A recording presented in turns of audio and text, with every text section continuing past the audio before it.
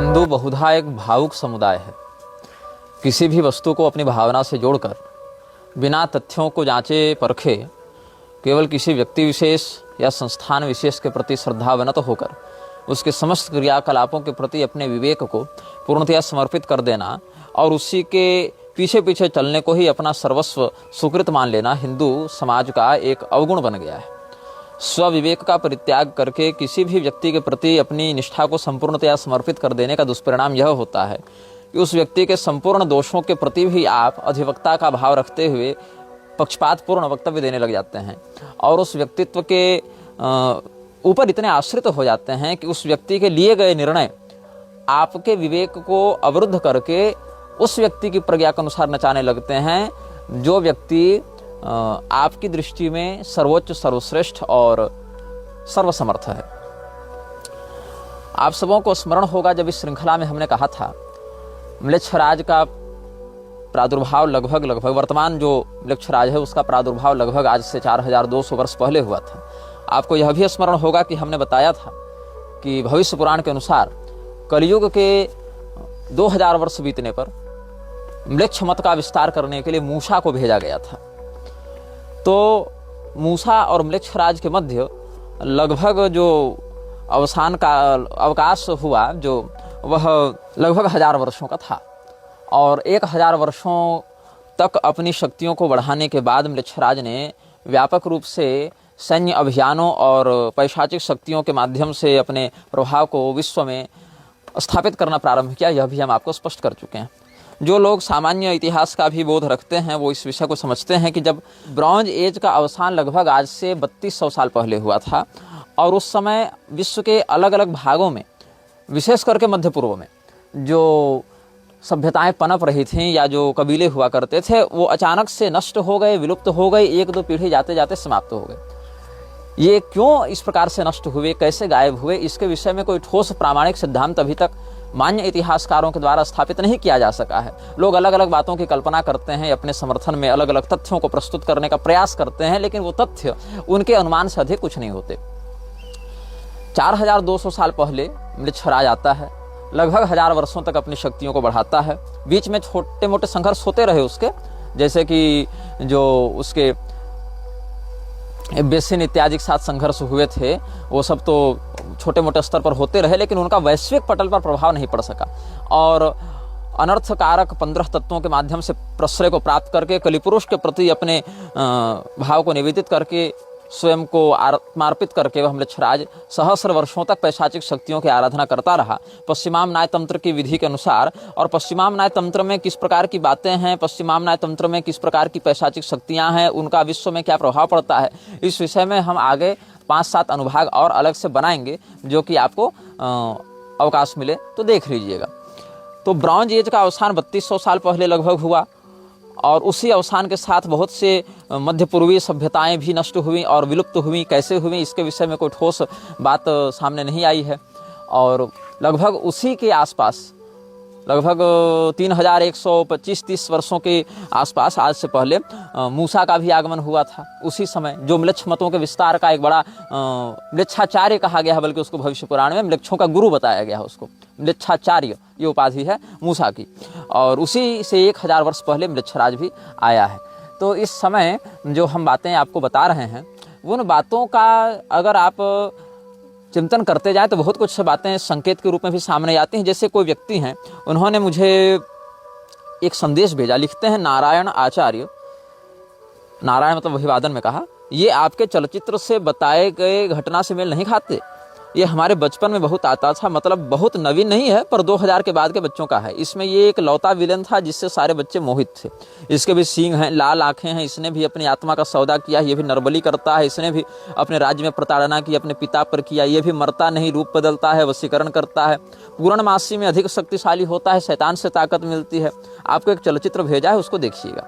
तो इन्होंने कोई किरमाड़ा या किरमादा या क्या इस प्रकार के कोई पता नहीं कौन सा मादा है, अब तो एक मादा ममता कुलकर्णी भी है जो महामंडलेश्वर बन गई, किन्नर अखाड़ा सब। ये ममता जो है उसकी ममता नपुंसकत्व को कब प्राप्त हो गई हमें नहीं पता, लेकिन बन गई महामंडलेश्वर। और इसको महामंडलेश्वर किसने बनाया? किन्नर अखाड़ा ने बनाया। इसकी कौन सी योग्यता देखकर, ये वही लोग जाने। तो किन्नर अखाड़ा अब आउटसाइडर्स की भी बहाली कर रहा है, अदर देन ट्रांस, वो सबको अपने अंदर समाविष्ट कर लेना चाहता है। तो इसीलिए किन्नर अखाड़ा में नर मादा किन्नर सब मिलते हैं। तो कुल मिला के जब नर भी वहां चले जाएंगे, मादा भी चले जाएंगे और मिश्रित भी चले जाएंगे, तो बाकी अखाड़े को नष्ट करके सिर्फ किन्नर अखाड़ा रखा जाए। तो जैसे भगवान ने गीता के 3 अध्याय में कहा था, महाशनो महापापमा विद्येन मिहि वैरणम, बहुत खाता है, बहुत बड़ा पापी है, वही हाल है किन्नर अखाड़े का। ये बहुत बड़ा पाप का आडंबर लेकर चल रहा है। और अभी तो आप देखिए, अब किन्नर अखाड़ा के अलावा एक परी अखाड़ा भी आ गया। अब ये परी अखाड़ा क्या है? तो क्या यहाँ पर पंख लगा के उड़ने वाली परियां होती हैं? तो ये तो कुछ भी फैंसी नाम रखते जा रहे हैं। तो ये सब जितने भी परी अखाड़ा है, और फिर ये लोग बाद में बना देंगे जिन्नात अखाड़ा बना देंगे, कोई सुलेमानी अखाड़ा बना देगा। और एक आशंका हमें यह भी है कि जैसे विदेशी लोगों का हस्तक्षेप अखाड़ों में बढ़ता जा रहा है और अखाड़ों के लार टपकाते लंगोटी के ढीले महामंडलेश्वर उन विदेशिनियों के पीछे दौड़े चले रहे हैं, आतुरधाई महासुख दीजे का जो उदार भाव था उसको विकृत रूप से प्रस्तुत कर रहे हैं। तो ये लोग कहीं विदेशी अखाड़ा न बना दे, गुरुंड अखाड़ा बना देंगे, जहाँ केवल गोरे लोग आएंगे और गोरी चमड़ी के साथ ये लोग बहुत दिव्य दिव्य साधना करेंगे और आप उंगली भी नहीं उठा सकते। कोई अगर विरोध कर देगा तो कह दीजिएगा बुरा जो देखन में चला, बुरा ने मिलिया कोई। और अगर थोड़ा संस्कृत पढ़े होंगे तो कह दीजिएगा विद्या ददाते विनयम। तो ये जो परी अखाड़ा, जिन्नात अखाड़ा और लकड़बग्घा अखाड़ा, किन्नर अखाड़ा, सुलेमानी अखाड़ा, गुरुंड अखाड़ा, लतखोर अखाड़ा, जितने अखाड़े बनाने हैं ये लोग बना लेंगे। तो फिर क्या होगा अंत में? ये अखाड़े आपस में मल्ल युद्ध करेंगे, क्योंकि अखाड़े के जो वास्तविक संत साधु होंगे वो लोग ये सब सहन नहीं कर पाएंगे। तो होगा विद्रोह, होगा युद्ध, और उसके बाद हिंदू एकता का झंडा माउंट एवरेस्ट पर जाकर गाड़ दिया जाएगा। उसके बाद हिंदू राष्ट्र भी बन जाएगा और भारत में ऐसी अद्भुत एकता और ऐसा विकास देखने को मिलेगा जैसा मोदी जी के पूर्वज भी अपने सपने में नहीं सोचे होंगे कि हम भारत को इस ऊंचाई पर पहुंचा देंगे। जो म्लेच्छराज का अभियान होता है वो छोटे मोटे स्तर पर प्रभावी नहीं होता। वो जब भी काम करता है बड़ा काम करता है, बड़े पंगे लेता है। तो म्लेच्छराज के द्वारा जब भी किसी बड़ी शक्ति को भेजा जाता है, बड़ी शक्ति का तात्पर्य है जिसका प्रभाव समाज पर पड़े। जैसे मूसा को भेजा गया तो उस समय ब्रॉन्ज एज का अवसान हो गया, एक बिल्कुल नई सभ्यताओं का उदय और पुरानी का अंत ऐसा देखने को मिला उस क्षेत्र में। और जहाँ पर आप देखेंगे कि जब ईसा आया तो ईसा यद्यपि मूसा और पैगंबर की तुलना में उतना प्रभावित नहीं हो पाया म्लेच्छराज से, क्योंकि लड़का सीधा साधा था इन दोनों की तुलना में। ऐसे वो भी बड़ा घाघ जंतु था, लेकिन इनकी तुलना में अगर देखी जाए बात उसके जीवन में, तो क्रूरता और स्वार्थ अपेक्षाकृत थोड़े कम थे। और म्लेच्छराज ने देखा कि हमने इसको जिस काम के लिए भेजा वो इस काम को उतना प्रभावी रूप से तो कर नहीं पा रहा है, तो उसको वशीकरण करके कर लेते हैं। तो इसने कह दिया कि जो मुझे वश में करना चाहता है वो इस संसार पर राज करता है, लेकिन हम उसकी बात नहीं मानेंगे। तो फिर आपको जैसा हमने बुक ऑफ लॉ से पढ़कर बताया था, एलिस्टर क्रॉली को जो हूर पार्क रात के मंत्री ने बताया कि फिर क्रॉस पर लटकवा के और उसकी आंखें बाज के रूप में नोच ली गई थी हूर पार्करात के द्वारा। तो जो म्लेच्छराज है उसने फिर पैगंबर को भेजा। तो म्लेच्छराज ने जब पैगंबर को भेजा उसके बाद विश्व ने आतंकवाद और नरसंहार का एक अद्भुत विभत्स चेहरा देखा और विश्व के बहुत से भाग प्रत्यक्ष रूप से इससे प्रभावित हुए। और फिर इन तीनों को आपस में लड़वाकर उसने नरसंहार का वह स्वाद दिखाया संसार को, जो बहुत लंबे समय से अंतर्राष्ट्रीय स्तर पर ये समाज नहीं देखा था। उसके बाद हूर पार्करात के रूप में स्वयं को प्रस्तुत करते हुए अपने मंत्री के माध्यम से जो एलिस्टर क्रॉली को म्लेच्छराज ने 8, 9, 10 अप्रैल 1904 को काहिरा में जो संदेश दिलवाया था, उसके 123 महीने के बाद विश्व युद्ध प्रारंभ हुआ था और उस समय भी भयंकर नरसंहार हुआ। तो उस विश्व युद्ध में मरने वालों की संख्या जो हमने बताई थी 44 लाख लोग मरे थे और लगभग 84 लाख घायल हुए थे, लगभग 37 लाख लापता हुए थे। ये केवल हारने वाले पक्ष की हमने संख्या बताई थी। यदि आप विजेता पक्ष की बात करेंगे तो वहाँ तो लगभग 55-56 लाख लोग मरे थे और 1 करोड़ 30 लाख लोग लगभग घायल हुए थे। तो मतलब देखें तो दोनों पक्षों को मिला दिया जाए तो यह संख्या 3-4 करोड़ तक पहुंच जाती है जितने लोग युद्ध में सक्रिय रूप से सम्मिलित हुए थे। और लापता सिविलियंस की बात करें, माइग्रेटेड लोगों की बात करें जिनका कोई अता पता नहीं चला, जो कि डॉक्यूमेंटेशन उतना नहीं था उस समय, तकनीक उतनी नहीं थी, लोगों का बायोडाटा जनसांख्यिकी उतनी तगड़े रूप से नहीं प्रस्तुत की जाती थी, बहुत स्थानों पर स्लेवरी भी थी, स्लेव ट्रेडिंग भी थी, तो उनका आंकड़ा उतना स्पष्ट प्राप्त नहीं होता है। लेकिन यह कहना चाहिए कि इतना भयंकर व्यापक रूप से नरसंहार होना और उसकी घोषणा ठीक 123 महीने पहले होना, और इतना ही नहीं परमाणु बम जैसे बड़े विनाशक शस्त्रों का प्रयोग किया जाना और उसका जो दंश है वो आज भी समाज को आतंकित करना, और उसके बाद से केवल हर देश के लिए एक ही लक्ष्य बना देना कि हम अधिक से अधिक विनाश के हथियार पर रिसर्च करें और उसको तैयार करें, ये एक बहुत ही गंभीर और चिंतनीय विषय हो गया है। तो आप अगर जॉन विक सीरीज देखे होंगे तो वहाँ पर एक प्रसंग आता है जब जॉन विक सभी लोगों से लड़ता रहता है और बाद में उत्तरोत्तर ऊपर के अधिकारियों से लड़ता है। कॉन्टिनेंटल में भी जहाँ किसी भी विपक्षी की हत्या करना निषिद्ध था, कॉन्टिनेंटल में भी जाकर मर्डर कर देता है। अंत में उसको हाई टेबल के सामने प्रस्तुत किया जाता है। हाई टेबल के बाप रहते हैं एल्डर साहब, तो एल्डर से वो मिलने जाता है। अब एल्डर क्या है, कोई निश्चित घर में नहीं रहता था। एल्डर जो है वो किसी ऐसे संगठन में, सभा सोसाइटी में एज प्रेसिडेंट उपलब्ध भी नहीं होता था, लोग उसको जानते नहीं थे। लेकिन एल्डर अकेला मिला उसको, रेगिस्तान में मिला, एक तंबू गाड़े हुए था, एक दो नौकर उसके पास थे, कोई बॉडीगार्ड नहीं थे, कोई बड़ी बड़ी मशीनें और तकनीक नहीं थी। वही एल्डर एक रेगिस्तान में उसको मिलता है और उस एल्डर ने केवल एक आदेश दे दिया और उसके नीचे आने वाले सभी जो भी अलग अलग सिंडिकेट्स थे, माफिया थे और बड़े बड़े गून लीडर्स थे, सब के सब उसके सामने नतमस्तक हो गए। और ऐसे देखे तो एल्डर कहाँ था, एक तंबू गाड़ के रेगिस्तान में पड़ा हुआ था और वो वहीं से बैठे बैठे एक सिक्के के दम पर पूरे विश्व के माफिया को नियंत्रित कर रहा था। तो कहीं न कहीं आप मृक्षराज के जीवन से प्रेरित इसको समझ सकते हैं कि मृक्षराज भी ऐसे ही काम करता, अकेला पड़ा रहता है रेगिस्तान में और कभी किसी कुटिया में रह गया, कभी तंबू गाड़ के रह गया, लेकिन वो सामने आता नहीं उस रूप में। लेकिन उसकी हैसियत वह है, उसका प्रभाव वह है कि लोग विवश हो जाते हैं उसके सिंडिकेट वाले कि उसकी बात माने और अपरिहार्य रूप से उसको अविलंब लागू करें। तो जितने भी प्रकार के उपद्रव संसार में हो रहे हैं उनमें प्रत्यक्ष या परोक्ष रूप से उसकी संलिप्तता कहीं न कहीं प्राप्त हो जाती है। और जो लोग इस बात को नहीं समझते हैं वो लोग आंख वाले अंधे हैं, जो जानबूझकर या तो दुर्भाग्य से या तो अपने मानसिक स्थिति के उस स्तर पर न होने के कारण इन बातों को नहीं समझ पाते हैं। हिंदू मृक्षराज के चंगुल में इसीलिए जल्दी आ जाता है और उसको पता भी नहीं रहता क्योंकि हिंदू चमत्कारों के पीछे भागने वाला समुदाय बन गया है। उसको किसी प्रकार से कोई जादू टोना भूत प्रेत किसी रूप में दिखा दिया जाए तो अपना दिमाग लगाए बिना उसके सामने नतमस्तक हो जाता है।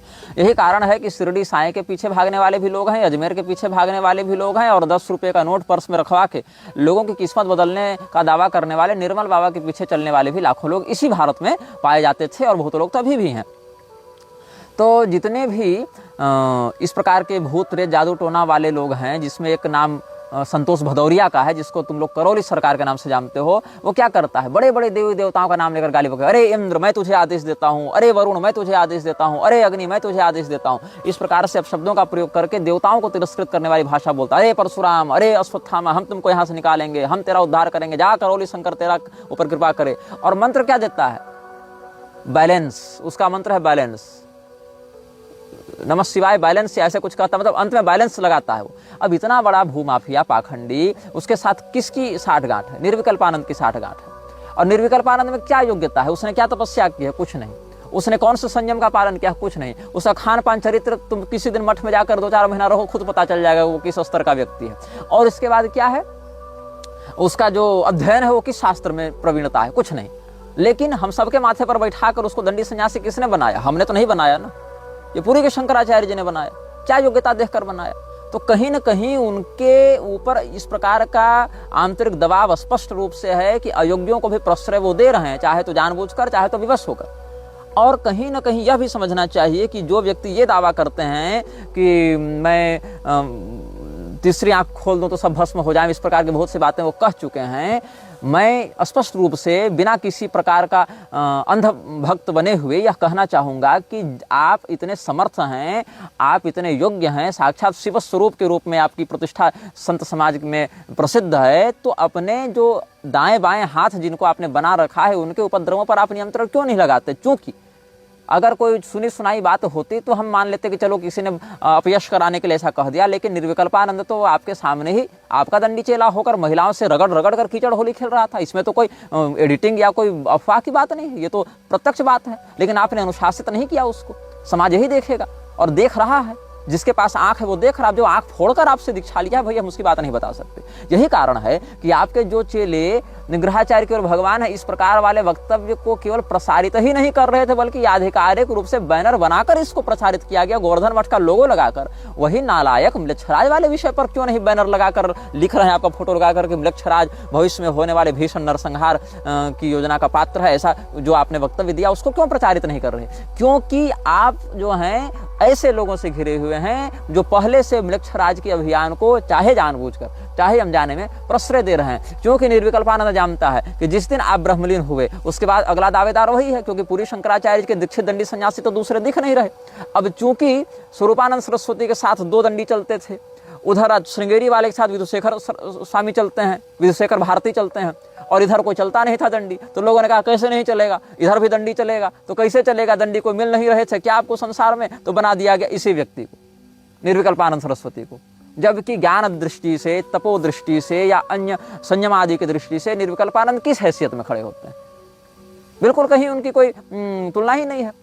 तो परिकर जिन लोगों के साथ साठगांठ रखते हैं उसमें गुरु का हित नहीं होता, परिकर का हित होता है। हम शंकराचार्य जी के यहाँ से आए हैं ऐसा सोचकर नेता मंत्री सब सम्मान देंगे, अरे ये तो शंकराचार्य के यहाँ से आए हैं तो सम्मान मिलेगा, वहां से सेटिंग करेंगे। गुरु जी जैसे ब्रह्मलीन हुए गद्दी पर हम काबिज हो जावे, और काबिज होने के बाद सपोर्ट कहाँ से दिलाएंगे? तो ऐसे ही लोगों से। तो बागेश्वर वाले सपोर्ट कर देंगे, करौली वाले सपोर्ट कर देंगे, मुरारी सपोर्ट कर देगा। हाँ, पुरी के अगले शंकराचार्य निर्विकल्पानंद सरस्वती हैं, तो बन गए निर्विकल्पानंद साक्षात शिव स्वरूप जगत गुरु शंकराचार्य। और सबके माथा पर चढ़कर मूतेंगे, फिर कहेंगे कि हम जो कह दें वही धर्म है और हम जो कह दें वही शास्त्र है, जबकि वास्तविकता सबको पता है।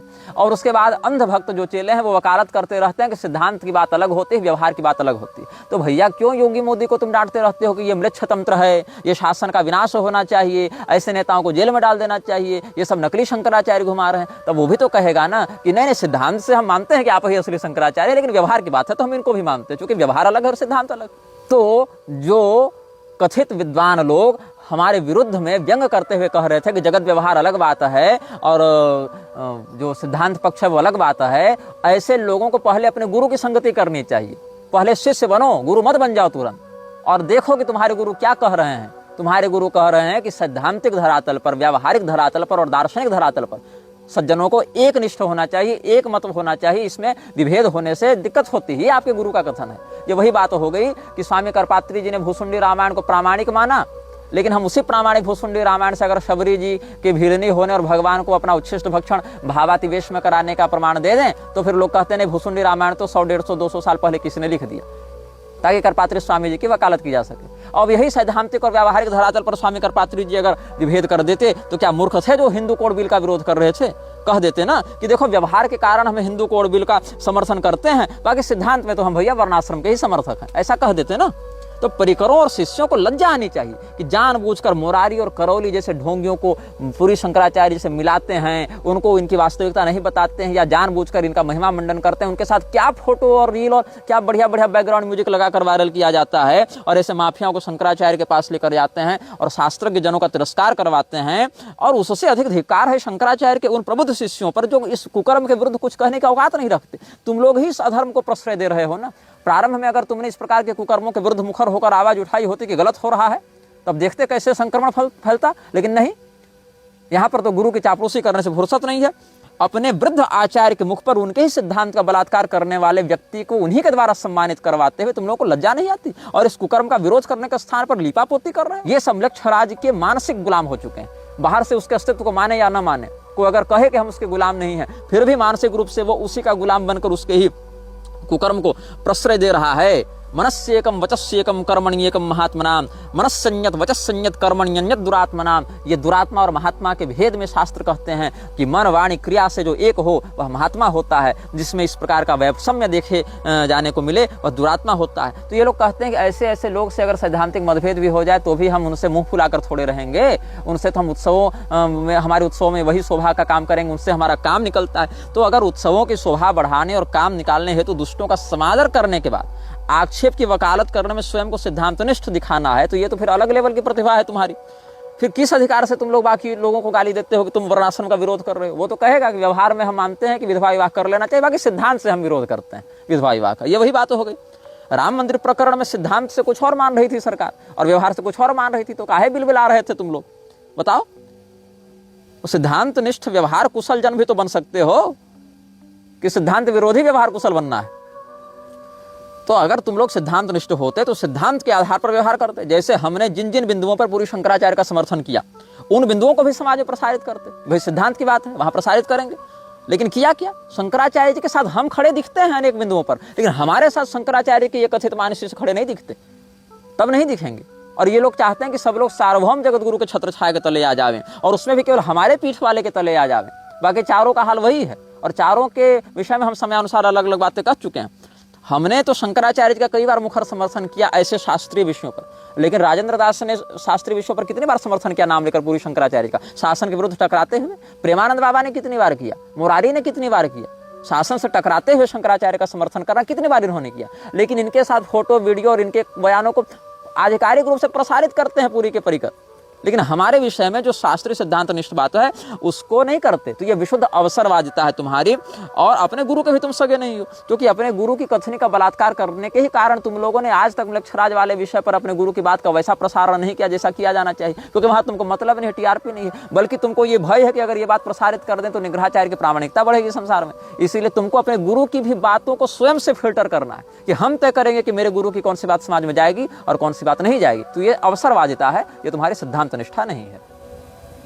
म्लेच्छराज की रणनीतियों का आकलन ऐसे किया जा सकता है, ये लोग सदैव अपनी संख्या को कम दिखाते हैं, जैसे हम छोटी हों, कमज़ोर हों और हमारी टुकड़ी में अधिक सैनिक या अधिक संसाधन नहीं है। इस प्रकार से ये लोग अपने सैन्य बल को बहुत ही अधिक कम, मतलब अगर 100 सैनिक हैं तो उसको 20-25 ऐसे दिखाएंगे। इस प्रकार से अपने शत्रु के मन में अपनी सेना की सही स्थिति को न बताया जा सके, इस प्रकार का छल दिखाते हैं। चीन में एक बार ऐसी बात हुई थी जब कुछ विद्रोहियों ने किसी राजा के विरुद्ध विद्रोह किया था, और वहाँ पर राजा ने उन सबों को रेगिस्तान में घेर रखा था। और रेगिस्तान में चूंकि राजा की सेना के द्वारा वो विद्रोही घेर लिए गए थे, विद्रोहियों की संख्या थोड़ी कम थी, राजा की सेना बड़ी थी, उसके पास संसाधन थे, उसके पास रसद पानी खाद्यान्न थे। तो उस स्थिति में जब रेगिस्तान में इन सैनिकों के पास, विद्रोहियों के पास भोजन इत्यादि नहीं बचा और ये भूखों मरने के लिए विवश हो गए, इनका पूरा का पूरा जो मनोबल था वो टूटने लगा, उसी समय इन्होंने देखा कि पीछे से रेत का बवंडर आ रहा है। अब रेत का बवंडर अगर रेगिस्तान में उठे तो इसको निश्चित रूप से वो मौत आ रही है, ऐसा देख रहे थे। लेकिन जो उनका नायक था उसने कहा कि देखो, हमारे शत्रुओं को हमारे घिरे होने की स्थिति का तो पता है, लेकिन ये नहीं पता है कि वास्तव में हम बचे कितने हैं, मतलब हमारी सेना में, हमारे विद्रोहियों में कितने लोग मर गए हैं और कितने लोग बचे हैं, ये उसे नहीं पता है। तो ये जो बवंडर जो हमारी ओर बढ़ता चला रहा है, इसी का आश्रय लेकर हम इसी की आड़ में अपने सैनिकों के साथ राजा के सैनिकों पर आक्रमण कर दें, तो धूल के कारण ये लोग घबराए हुए रहेंगे, इनको पता नहीं चलेगा किधर से कौन मार रहा है, क्या कर रहा है। तो सेना इनकी छोटी थी, लेकिन बवंडर का आश्रय लेने से धूल के गुबार में छिपकर इन्होंने हमला किया, तो इनका एक सैनिक 10-10 सैनिकों पर भारी पड़ा। तो यहाँ पर प्राकृतिक संसाधनों का प्रयोग करके इन्होंने अपनी पराजय को विजय में परिवर्तित कर दिया। और ये बहुत बड़ा एक फैक्टर है म्लेच्छराज की रणनीति में कि हम प्रकृति को अपने युद्ध में सहयोगी बना लें। पानीपत का जो तृतीय युद्ध था, जो कि ये लोग हार गए थे मराठे, वो क्यों हारे थे? क्योंकि इन्होंने प्रकृति की स्थिति का सही आकलन उस समय नहीं किया था, और म्लेच्छों ने किया था। तो जो पानी ऊपर से बरसा, उसके कारण ये भूमि वो दलदली हो गई, कीचड़ वहाँ बढ़ गया, इसके कारण लड़ने में इनको असुविधा हुई और ये घेर कर मार दिए गए। तो यहाँ प्रकृति को अपना सहयोगी बनाना है, विरोधी नहीं बनाना है। ये प्रकृति के अनुरूप चलने का सिद्धांत म्लेच्छराज का रहा है। और अपनी सेना को बड़ा कम दिखाने का जो है, वहाँ पर भी एक विद्रोहियों की बात इतिहास में आती है, जहाँ पर जो विद्रोही राज्य था और जो सत्ताधारी दल था, दोनों के मध्य जब संघर्ष हुआ तो विद्रोहियों की जो बदनामी थी वो कायर होने के कारण थी। तो उन्होंने कहा हम अपनी बदनामी को ही अपनी ताकत बनाएंगे, हम अपनी शक्ति बनाएंगे। तो उसने क्या किया, जब राजा के लोग, चूंकि ये लोग जमीन के नीचे थे और राजा की सेना ऊपर थी, तो जब राजा के लोग ऊपर से रेकी करने का विचार किए तो रात्रि को इन्होंने 1 लाख मसालें जलाई। क्योंकि इनके यहाँ 1 लाख सैनिक थे तो प्रत्येक सैनिक ने 1-1 मसाल जलाई। उसके बाद राजा ने सोचा कि अच्छा इनके पास 1 लाख सैनिक हैं, तो हम इन पर किस प्रकार की योजना से आक्रमण करें कि हम विजयी हों। अगले दिन राजा जब योजना बना रहा था तो 50,000 ही मसाल जलाई गई। तो इसको लगा करे ये लोग तो कायर हैं, कहीं भाग तो नहीं गए आधे सैनिक। तो थोड़ा और हम देख लें कि क्या स्थिति है, थोड़ी और प्रतीक्षा कर लें। और अंत में तीसरे दिन केवल 25,000 मसालें जलाई गई और चौथे दिन मसाले ही नहीं जलाई गई। सैनिक तो नहीं थे, लेकिन रात्रि को जलने वाले मसालों से राजा को यह भ्रम हो गया कि ये लोग धीरे धीरे करके भाग रहे हैं। और अंत में एक सकरी घाटी में जाकर विद्रोहियों ने अपनी सेना को छिपा दिया। तो अगले दिन सुबह राजा ने देखा तंबू खाली है और सब भाग गए हैं यहाँ से। तो वहाँ पर एक वृक्ष के पास जाकर विद्रोहियों के नायक ने उसकी खाल उतरवा कर कुछ लिखवा दिया। तो जब ये राजा अपनी सेना के साथ गया तो कहा गया कि भाई ये वृक्ष की खाल उतरी है, इस पर कुछ लिखा है, क्या लिखा है, तो ये देखने के लिए पर्याप्त प्रकाश किया जाए। तो जब राजा के सैनिकों ने राजा को उस वृक्ष के पास ले जाकर मसाले जलवाई तो पूरे के पूरे क्षेत्र में केवल हाईलाइट हो गया राजा और उसी के सामने प्रकाश चल रहा था। तो विद्रोही जो सैनिक इधर उधर छिपे हुए थे उन्होंने वहीं से तीरंदाजी कर दी और तीरंदाजी में राजा मरा तो नहीं, लेकिन राजा के अच्छे खासे सैनिक मारे गए और राजा को इतनी आत्मग्लानि हुई जनरल को, उस सेना के जनरल को, कि उसने अंत में गला रेत कर आत्महत्या कर ली थी।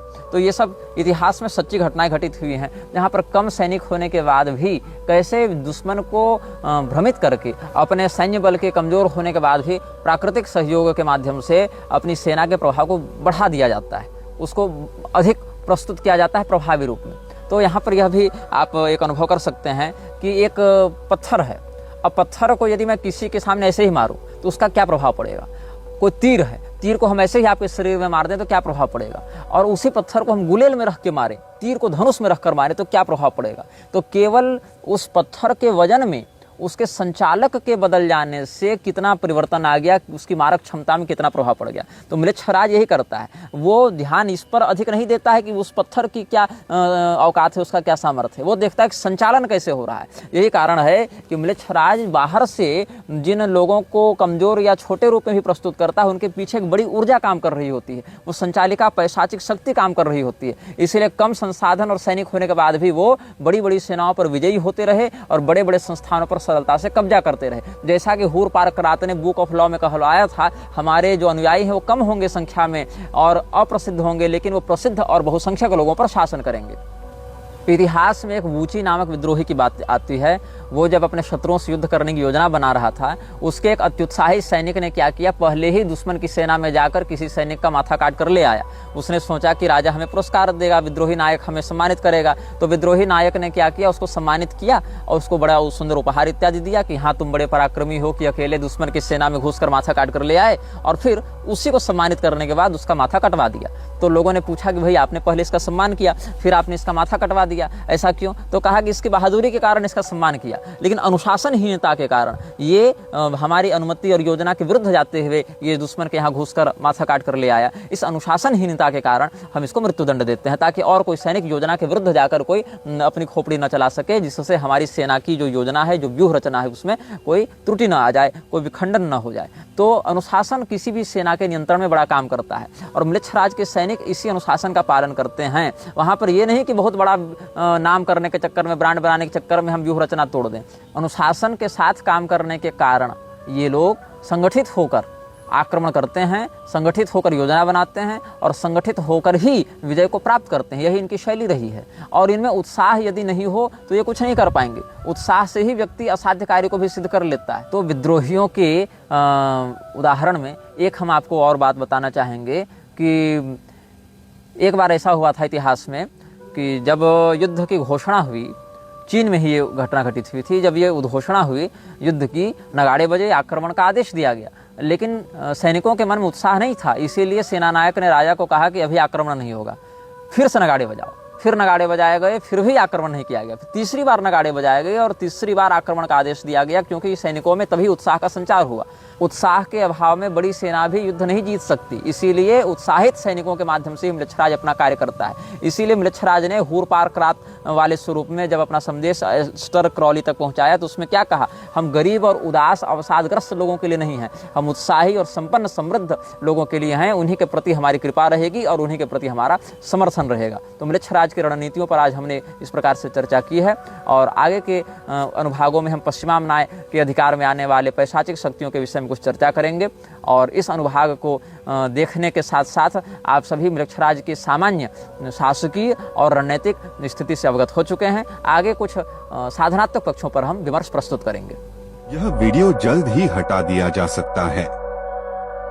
कृपया थर्ड पार्टी ऐप्स का उपयोग करके डाउनलोड करें। आप इस वीडियो को अपने चैनल पर फिर से अपलोड भी कर सकते हैं।